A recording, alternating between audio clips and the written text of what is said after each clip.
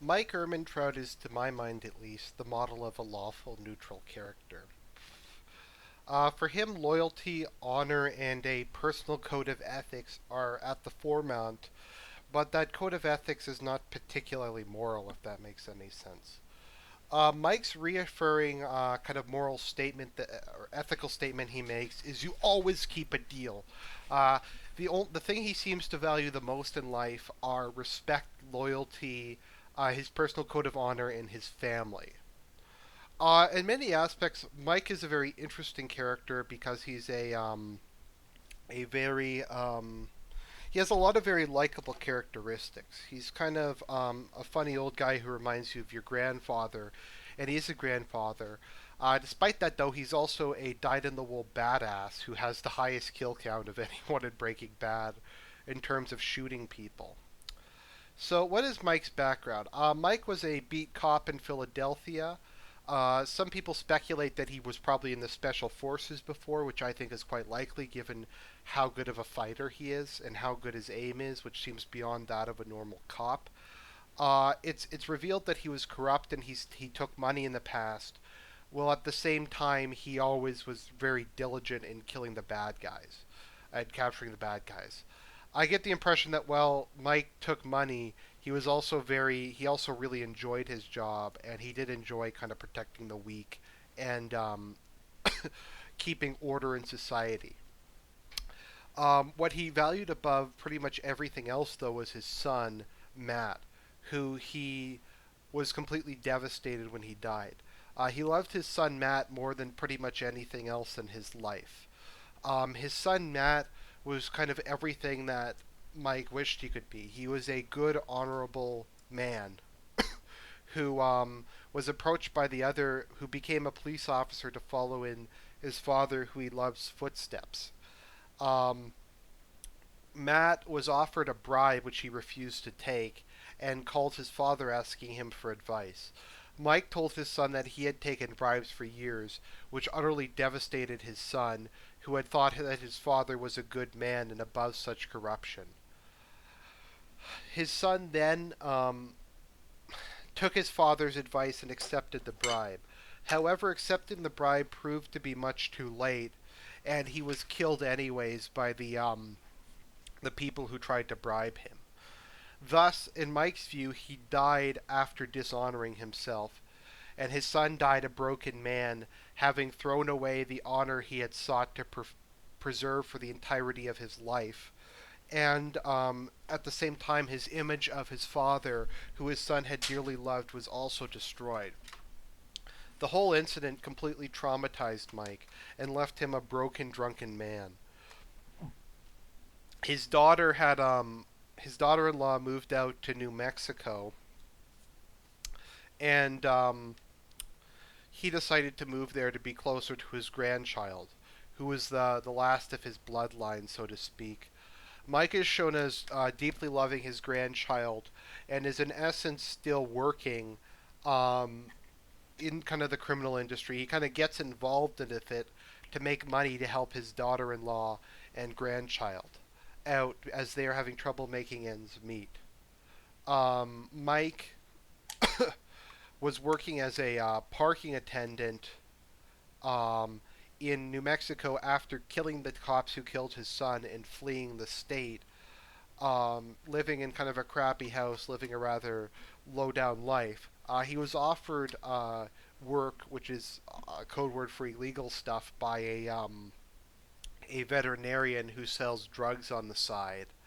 And during that process, though, he comes to realize that his daughter is in desperate financial straits. And after initially refusing to get back involved with illegal activity, he fully goes back on. And it's implied he eventually becomes one of Gus's minions and his second in command, as he wants to leave a large sum of money for his granddaughter. It's several $1 million he leaves for her, and he tries multiple times to leave her a great deal of money, including a safety deposit box and an offshore bank account. Ultimately, though, it doesn't seem that he's able to leave her any money, which is rather tragic. So Mike is a family man. In his own sense, he has a strong code of honor. He willingly, because he owes Saul one, he breaks into the I forget what their name is, the Kettleman's house and steals $10 million, giving it to Saul without stealing any of the money. As he stated, they had a deal, and he keeps his deals, even if it would be more financially advantageous for him to not do so. Another example of this is at uh, the deal where he's working for the veterinarian. The other people are short $5 when they're making a drug deal with the cartel members, and he states that the deal will not go ahead unless all the money is paid in full, because all that matters in life is keeping true word and fulfilling contracts when they're made. Furthermore, the veterinarian begins to have a crisis of conscience, and he says you can be a good man or a bad man as being a criminal. All that ultimately matters in the end is whether or not you are loyal and whether or not you keep your word. And this is the reoccurring theme throughout Mike's life. He was extremely loyal to Gus, as Gus was also a man who tended to keep his word. He was well paid and well treated by Mike and gave him a free rein to hire the people he wanted. After Gus died, Mike was determined to provide for his men when they were in jail. Most of this former security force was jailed, and Mike felt loyalty to provide them with hazard pay as they were in jail out of loyalty to him. Uh, so this was due to him giving his word to provide it, his genuine affection for the men under his command, and because they would tell on him otherwise. He despised Walter White, who he saw as a man lacking in any sort of honor, self-restraint, or integrity. Um, his hatred of Walt is a reoccurring theme throughout the last two seasons of the show. Walter White he saw as a man who only cared about money and didn't care about anything higher.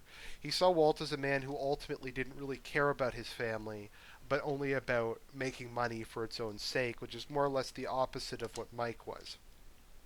Mike liked to work for Gus because it gave him the opportunity to live up to his full potential and run things the way he wanted in a regimented military style format. Mike sees something of his son in Jesse and attempts to take him under his wing, making him kind of a surrogate son, attempting to bring Jesse out of his stupor by teaching him discipline, honor, and respect, and trying to basically make Jesse more like his son. In essence, Jesse has two surrogate fathers, Walter White and Mike Ehrmantraut. Mike was by far the more positive influence on his life, and Mike's death completely shattered Jesse, along with the other traumatic incidents that happened throughout his life. Overall, Mike Ehrmantraut can be described as a amoral but exceedingly ethical man, kind of highlighting the difference between good and evil and lawful and chaotic. He's best understood as a lawful neutral man who placed personal loyalty and keeping one's word above all things. That's my profile um, of Mike Ehrmantraut. This is Argent Templar signing out.